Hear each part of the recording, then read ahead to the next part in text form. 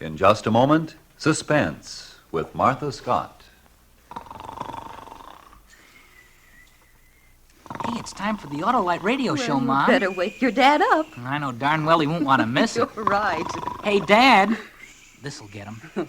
Dad, who makes the stay-full batteries? Autolite. And who makes spark plugs and complete ignition systems for your car? Autolite. And what radio show do the Autolite people put on over CBS every Thursday night? What? Hey, it's time for Suspense. Switch on the radio, Billy. The radio's on, dear. Just be quiet and listen.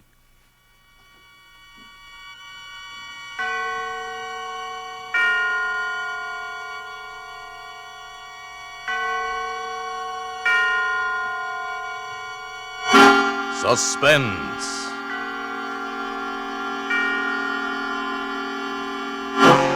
Autolite and its 60,000 dealers and service stations bring you radio's outstanding theater of thrills. Starring tonight, Miss Martha Scott in Anton Leader's production of Crisis, a tale well calculated to keep you in suspense.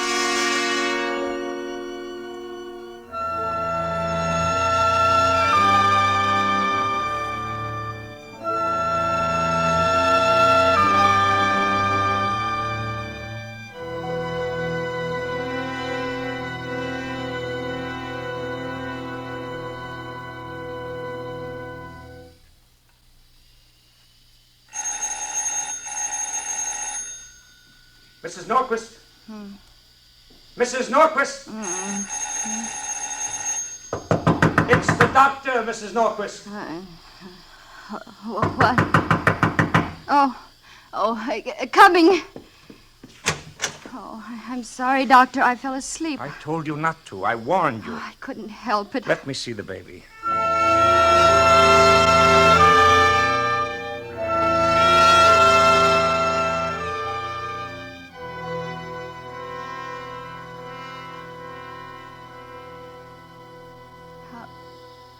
How is he? Is he better? Well, pneumonia's tricky. Temperature 106. Oh, all day long it's been 106. If he'd only move, if he'd only cry. Oh, Doctor, you've got to do something. Mrs. Norquist, get hold of yourself. Fasten that sheet down. It's important that you don't let any of that steam escape. All right, it's just that I'm so tired. When will the nurse be here? There won't be a nurse. No nurse, but you said there... I've tried everywhere. It's the worst epidemic since 1918. The hospitals are full. Oh, but I can't go on without a nurse. I can't. Well, isn't there someone who can help you? Some neighbor? There's no one. Well, what about your husband? When's he due back? 2 or 3 days. Maybe you'd better send for him. You don't mean the baby? Well, you can't keep this up. You need help. Oh, I didn't want to worry Paul. This business trip's so important to him. Besides, I expected to get a nurse. Why, he doesn't even know the baby's sick. You'll have to do it alone, then. How's the sulfur holding out? I have enough. Good. Now, don't neglect the steam for an instant. Keep up the warm alcohol sponge bath. Don't leave his side. I'll try to get back in the morning. And don't sleep.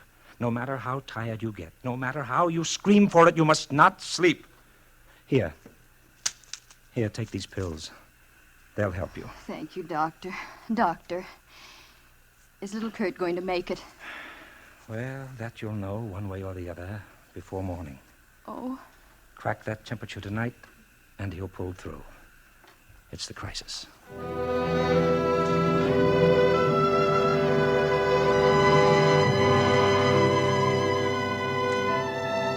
Poor baby. Little thin legs. Kick the covers, darling. Kick them. That's what legs are for. You don't want to give up now, Curt. You're just beginning. You haven't seen half there is. You've never thrown a snowball or hit a home run or gone fishing with your dad. Oh, Curt. Curt, you should be in a hospital. Not in a homemade croup tent with a kettle of steam under your bed. In a hospital with nurses in white starched uniforms. Nurses who are awake. Whose hearts don't break when they look at you. I mustn't think about it. Steam. A kettle under the bed. Steam to breathe. Another kettle on the stove. Sponge baths every few minutes. Every few minutes. Temperature 106. Temperature 106. Temperature 106. How many times I took it, I don't know. Nothing in the room seemed real or tangible anymore.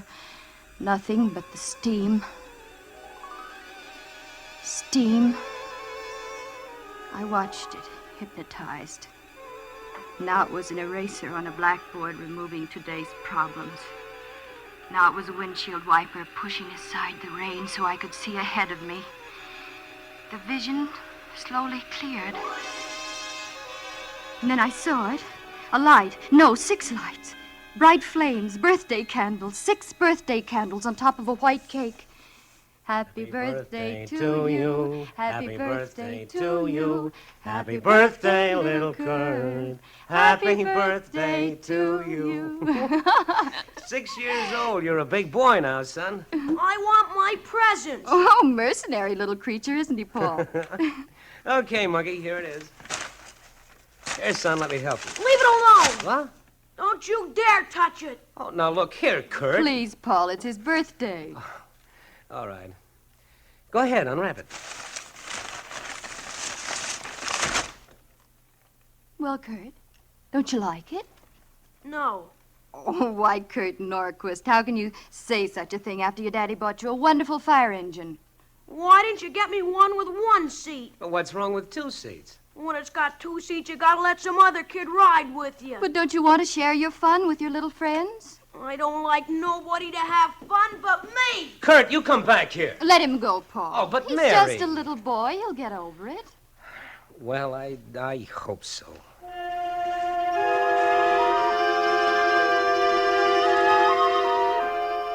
There were more birthdays, but as Curt grew, a mounting fear began to grow in me, too. He looked like a choir boy, but there was something else hiding back of those innocent eyes. At 8, he forged his report card. At 10, he stole some things from the dime store. By the time he showed promise of being taller than his father, his personality, in spite of everything we tried to do, was really beginning to frighten us. You wanted to see me, Father? Yes, I did. Your mother and I are very concerned about you. Again? Why weren't you in school all week? It bores me. Well, where were you? What have you been doing? Thinking. Just thinking. What about, Curt? What is it you think about? Is there something bothering you? Yes. Well, what is it, son? School. I hate it. But you like to read. That's different. I read what I like. I don't like to be told what to do. But don't you understand? Everybody has to be guided and told what to do. Sure, I understand. But I don't have to like it. And I don't like it. Curt, I'm surprised at you. Is that all, Father? Yes, that's all. I'm disappointed. I thought you were going to beat me. Why, you insolent... Paul, Curt! Please. There's someone at the door. What? Why, Mr. Johnson. Curt home? Well, yes, he is. Hello, Paul. Oh, Fred. Well, what is it this time? Are you going to tell them, Curt, or do you want me to? I don't mind. I stole a watch from Evans's jewelry store. A swelled wristwatch. A watch? Oh, Curt. We were going to buy you one for your birthday. You didn't have to steal it. It was more fun stealing. Lots more fun. This time I'll have to take him to juvenile court, Mrs. Norquist. Oh, no. Fred, let me bring him down. You go on. I want to talk to him. Paul's face was gray with hurt. His cheeks sagged and his eyes were bleak as he turned to Curt. I didn't want it this way, son, but maybe it's the only solution. Maybe it'll help straighten you out. You're not going to put me in a reform school. Curt! Curt! Paul was savage as he ran up the stairs after him. Curt slammed the bedroom door in his face, and as Paul flung it open... You've had this coming to you for a long time. Oh, no, you don't. Keep away from me. Curt! Wild lust was on Curt's face, and a gun was in his hand, his father's revolver. I knew he'd do it even before it happened. Curt! Paul went limp as he turned to me with a look of shocked surprise. Mary. Paul!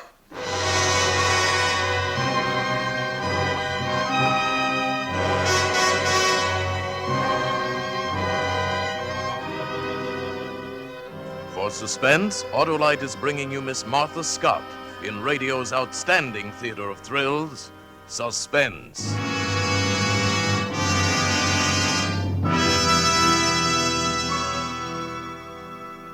Whew. If that didn't wake you up, Dad, nothing will. Wake me up? Why, I wasn't asleep a while ago. I was just fooling you. Fooling, huh? Then tell me what I said. Just before Suspense started? Yeah. You asked me who made the stay-full battery. Naturally, I said Autolite. And when those Autolite people named it the stay-full battery, they weren't talking through their hats either. Why, that battery needs water only 3 times a year. Get that, Billy? Only 3 times a year. Golly. What's more... That's fine, dear. But don't you think you ought to let Mr. Martin give the commercial? Yes, folks, what Hap says is true. Autolite stay-full batteries need water only 3 times a year in normal car use. This means less trouble and care for you. For Autolite's greater liquid reserve practically eliminates one of the major causes of battery failure. Car owners everywhere tell us the Autolite Stay Full is the greatest battery ever built. So, friends, visit your neighborhood Autolite dealer and get an Autolite Stay Full battery for your car. Enjoy the advantages of extra plates and fiberglass insulation.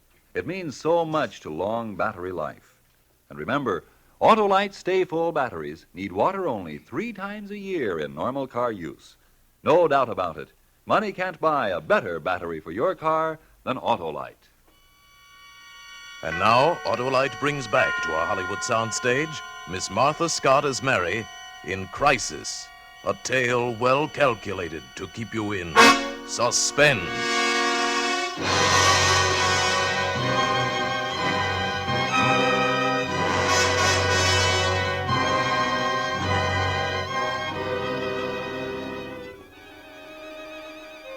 The visions continued to rise out of the steam clouds. I found myself sitting beside Paul's bed. He was out of danger. Accidental shooting while cleaning a gun, that's what Paul told the doctor. I wanted to tell the truth, but I wouldn't hurt him any further. No, Curt didn't go to the reform school. We hushed that up too. Lies suffocating us. We shrank, Paul and I, crawled into our shells, confused, disillusioned, afraid of our only son. But Curt grew, and so did his misdemeanors, until he was a handsome giant with the face of a Viking saint and no soul at all.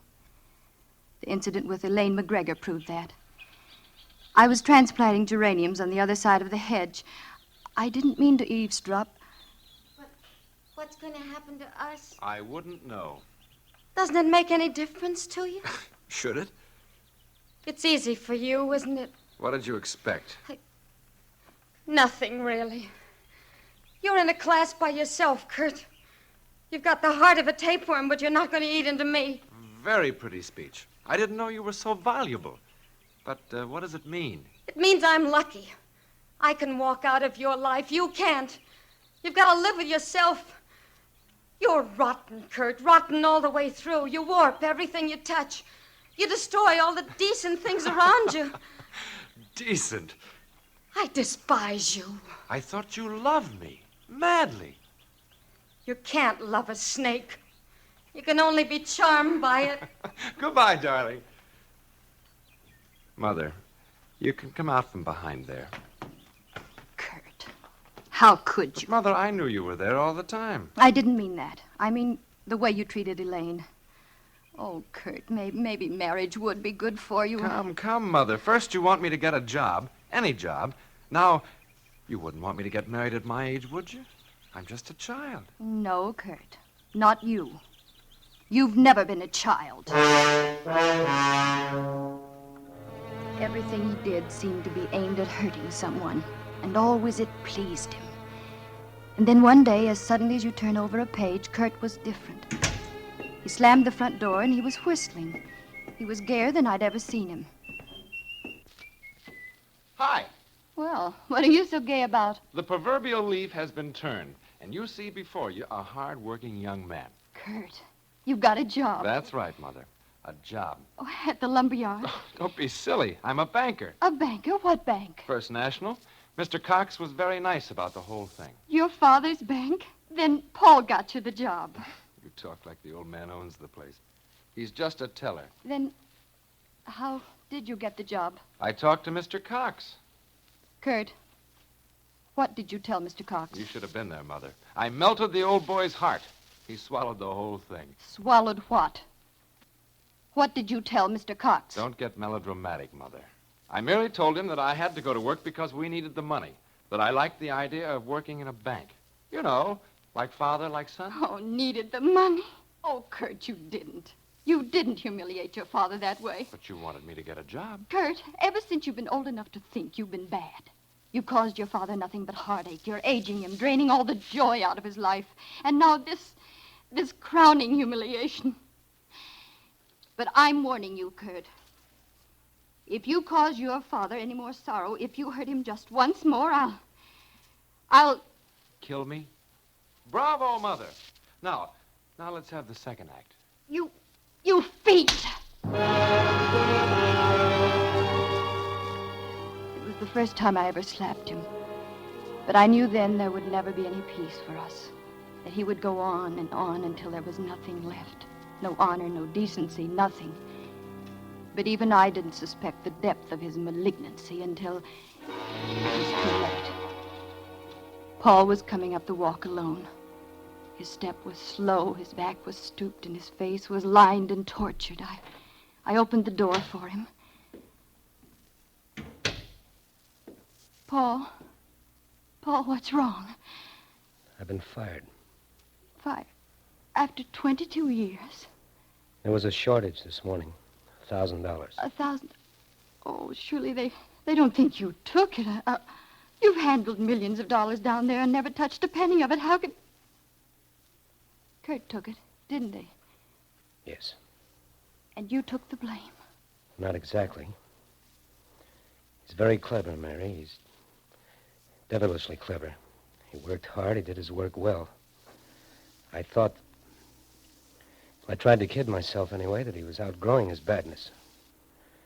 It was all part of a warped scheme. He won the respect of everyone in the bank, and very simply stole the money and planted the evidence that led straight to me. Why didn't you tell Mr. Cox what we've been through, what a bad boy he is? There are records at Juvenile Hall. We could prove it. You know what Mr. Cox said to me? He said he wouldn't prosecute because of my wonderful son. My wonderful son. I never had a son. I couldn't look at him, Mary. When I walked out of the bank, Garvey in cage 1 didn't even say goodbye or good luck or too bad or anything.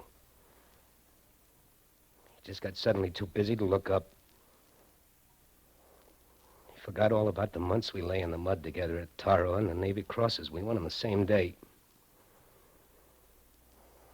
Garvey was too busy to look up. I couldn't tell him the truth. I'm not strong like you, Mary. I can't take it anymore. He was looking at me, but he didn't see me. His eyes were covered with a film of tears. Then he turned and staggered out of the house. He walked like he was drunk. Yes, that's what he was. Drunk with despair. He got in the car. I wanted to go to him, to hold him in my arms, but I couldn't. I was frozen. The car lurched away from the curb, skidded around the corner. It was like a madman driving.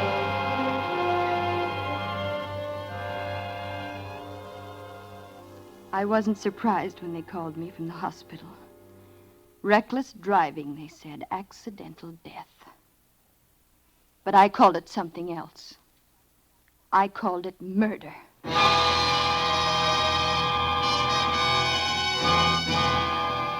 At that moment, I died too.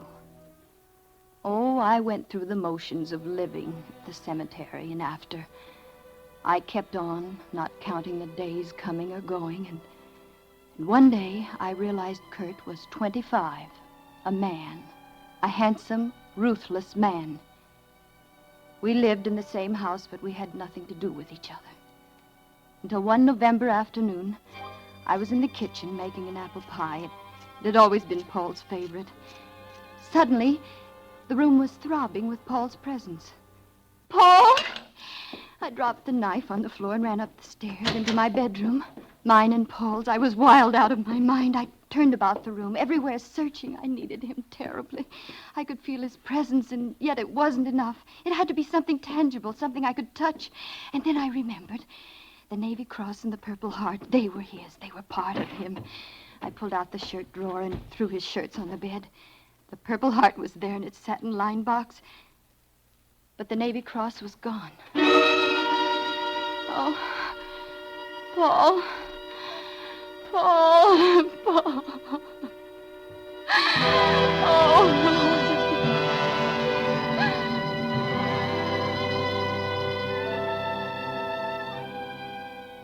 The room was dark. I lay there for quite a while. I had no reason to get up. Curt was home. I tidied the bed, spread it up, ran a comb through my hair. I walked along the hallway to his room. Yes? You want something? I'm in a hurry. Yes, I do want something. Your father's Navy Cross, where is it? Oh, that. I was holding 3 aces when I ran into a straight. Jack Carnes said he'd take the cross in lieu of $5. How do you like a guy like that? I looked at Curt for a long time. Then I walked away. It didn't matter. Nothing mattered. Not that day or any other day. Not even later when the policeman came to the door. I have a warrant for the arrest of Curt Norquist. On what charge? Murder.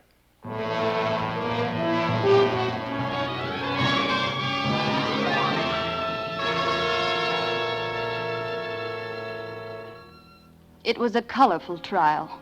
Murder in the first degree. The front pages were blotched with it. Little shop girls hurried to buy the evening editions of the sordid testimony to read on their way home from work. I went to the trial every day and listened with this strange sense of unreality. Sure I killed him. All I could think was, that flashing, handsome young man up there admitting to murder and worse is my son. No, I didn't hate him. I didn't even know him very well. Then why don't I feel anything? I just wanted to see what it was like. That's all. Why don't I shudder with disgrace? Why don't I crawl off into a corner and die? Sorry? What for? He's dead, isn't he?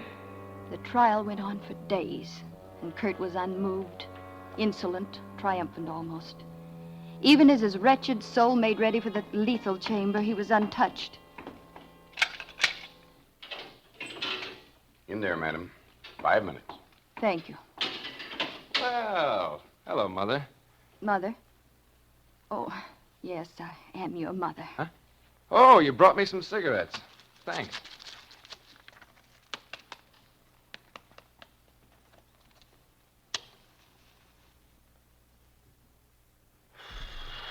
Well, I wonder what it's going to be like. What? You know, that last mile. I'm a queer guy, all right. I don't feel sorry about anything. As a matter of fact, I don't feel anything at all. Never did. Except that maybe this is a good smoke. I looked deeply into his face, beyond the pale blue eyes, into the black soul. I gave him life, but I couldn't give him honor. He exhaled. Smoke came out of his mouth and nose and spun around him, enveloping his face, framing it in a circle of fog. Then he smiled. Not the smile of a murderer, more the slow, wistful smile of a small boy. And abruptly, his face was changed. I've been here before. I watched the smoke rings as they billowed upward. I couldn't take my eyes off them. In each smoke ring was a face. Curt's face. And the faces kept changing, getting smaller, smaller. The eyes were round, full of wonder, changing, and slowly the vision faded. They all converged into one face. And Curt was a baby again. In a croup tent. Fighting for the right to live a useless life. I've seen ahead. That's what it was. I know what's in store for him, and it's all bad. Steam. Not much left.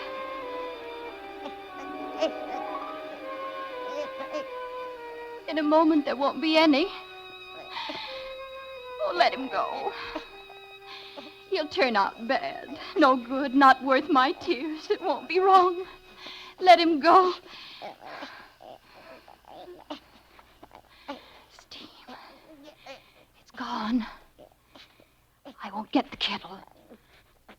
It isn't wrong. Let him go. No. Oh, no, little Curt, wait. Don't go. Oh.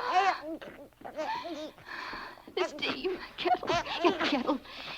Don't take him. Oh, please don't take him. He's just a little baby. He doesn't know. Steam. I must take his temperature. Oh, I'm afraid. Crisis. Temperature 106. 6/10. 107. Oh, no, no. He's gone. He's gone. He's dead. Oh.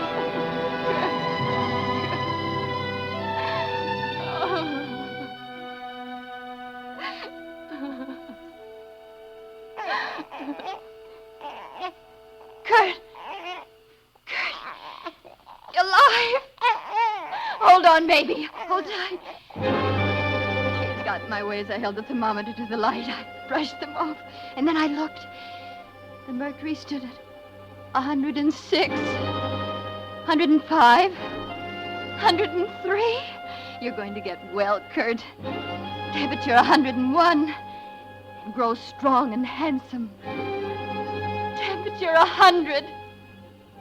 And good, Curt. You're going to be good. Please, God. Please.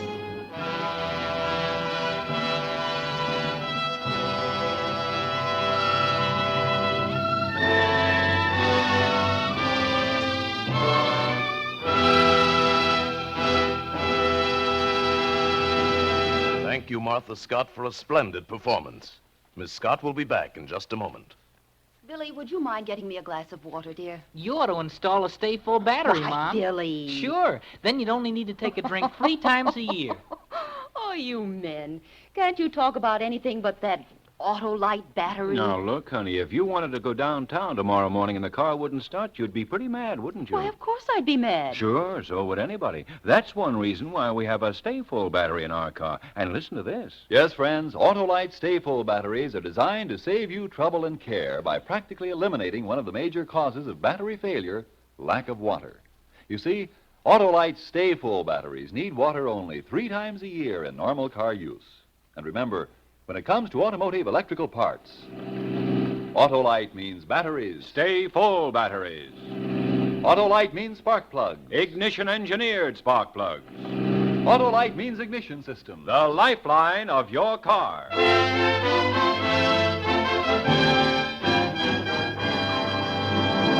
And now here again is Miss Martha Scott. It's been a real pleasure to appear on Suspense tonight. You know, I never miss hearing the program whenever possible, and I'm going to make a special effort to be at my radio next Thursday night when Van Heflin stars in a story called Song of the Heart, a gripping study in Suspense. Miss Martha Scott is currently appearing in the RKO production So Well Remembered. Tonight's suspense play was written by Gwen and John Bagney with music composed by Lucien Morawick and conducted by Lud Gluskin. The entire production was under the direction of Anton M. Leader. Next Thursday, same time, you will hear Van Heflin in Song of the Heart.